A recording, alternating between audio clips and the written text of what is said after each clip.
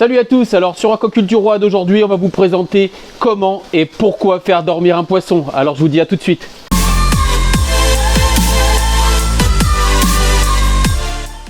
Alors un poisson, est-ce que ça dort vraiment? Eh bien non, un poisson ça ne dort pas vraiment, ça a un état qui est souvent proche du sommeil. Et c'est vers cet état proche du sommeil que je propose de vous emmener aujourd'hui au travers de l'anesthésie. Alors sans plus tarder, je vais vous présenter tout ça. Alors je vous présente le poisson anesthésié. J'ai nommé une ou deux carpe koi, mais ça pourrait être n'importe quel poisson, une truite, un brochet, tout ce que vous pouvez imaginer.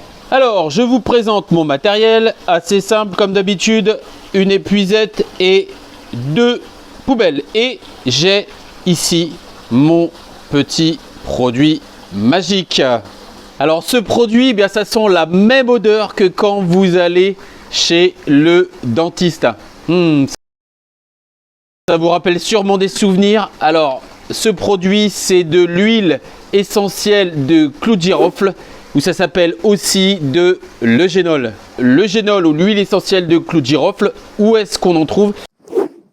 Eh bien ça, je vous le dirai un petit peu plus tard. Alors surtout restez bien jusqu'à la fin et surtout dites-moi si vous utilisez ce type de produit et en quelle occasion. Dites-le moi dans les commentaires, ça m'intéresse beaucoup. En tout cas, ce que je peux vous dire, c'est que l'eugénol, l'huile essentielle de clou de girofle, c'est un produit qui est totalement naturel. Alors on y va pour l'anesthésie. Alors je dois d'abord fournir suffisamment d'oxygène à mon poisson. Les mouvements des opercules étant très ralentis, je dois absolument leur fournir tout l'oxygène nécessaire à leur bien-être. Alors ensuite, je vais doser mon produit à 3 ml pour 10 litres. J'ai 30 litres dans ma poubelle, donc je vais mettre aux alentours de 9 ml. Allez, je verse mon anesthésiant. Produit totalement naturel. J'agite un peu, je mélange. Alors surtout, je porte des gants et une visière de façon à me protéger le mieux possible. Mais regardez ce qui se passe. Alors là, ça génère beaucoup de mousse, mon anesthésiant. Et ça va être un petit peu embêtant pour voir l'état de mon poisson. Donc, je vais vous donner une petite astuce pour faire disparaître cette mousse. C'est assez simple, regardez, c'est du lait. Quelques millilitres.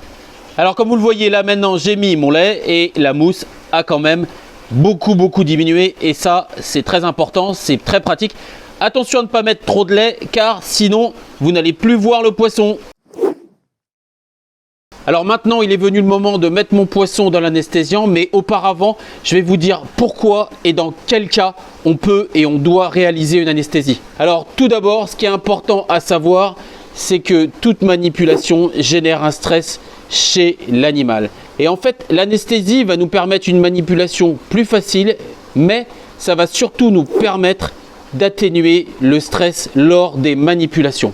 Dans quel cas on peut utiliser l'anesthésie? Vous avez mesure de la taille, mesure du poids, vous avez réalisé un frottis, on a inspecté par exemple les branchies des poissons. Alors dans une précédente vidéo, j'ai utilisé ce procédé pour réaliser une petite mesure. Donc va voir cette petite vidéo sur le nourrissage du poisson, vous allez voir, c'est très instructif. Donc je prends mes poissons et donc je les mets dans l'anesthésiant. Donc après quelques minutes d'attente dans de bonnes conditions, je vais pouvoir réaliser ma mesure et ma pesée. Vous voyez, 22 cm. Alors on a un poisson qui est très calme. Pour qu'il soit éventuellement un petit peu moins stressé, on peut lui cacher l'œil. Et là maintenant je vais le peser. On a un poisson qui fait 257 grammes. Voilà.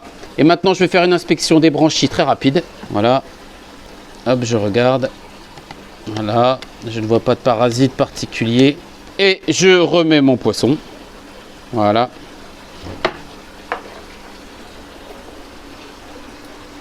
Dans l'eau. Alors, j'ai réalisé la mesure sur mon deuxième poisson que je vais aussi remettre à l'eau. Voilà. Alors, regardez, ça, c'est ce que l'on appelle un bac de réveil. Alors voilà, je les ai mis dans mon bac de réveil, comme à l'hôpital, dans la salle de réveil. Alors voilà, mes poissons sont donc redevenus actifs et je vais donc les mettre dans leur petit bassin d'élevage. Voilà. Alors il faut un petit peu de temps pour qu'ils retrouvent toute leur vivacité, mais ne vous inquiétez pas, ça ne représente aucun danger. Et là, arrivé à ce stade, j'ai une bonne nouvelle, une mauvaise nouvelle, on va dire, et une surprise. Alors oui, la bonne nouvelle, c'est qu'on peut trouver de l'eugénol. Mais la mauvaise, c'est qu'on ne peut pas s'en procurer sans ordonnance vétérinaire. Alors il vous faudra faire cette démarche-là pour pouvoir obtenir cette solution anesthésiante. Et la surprise, c'est que j'ai découvert un produit sur internet qui est censé faire la même chose que l'eugénol, mais qui est en vente libre. Mais ce produit, je ne l'ai pas encore testé. Je vous ferai un retour là-dessus. Alors d'ici là, n'hésitez pas à vous abonner. Vous voyez, les poissons vont très bien. Et pour ma part, je vous dis à bientôt dans une prochaine vidéo.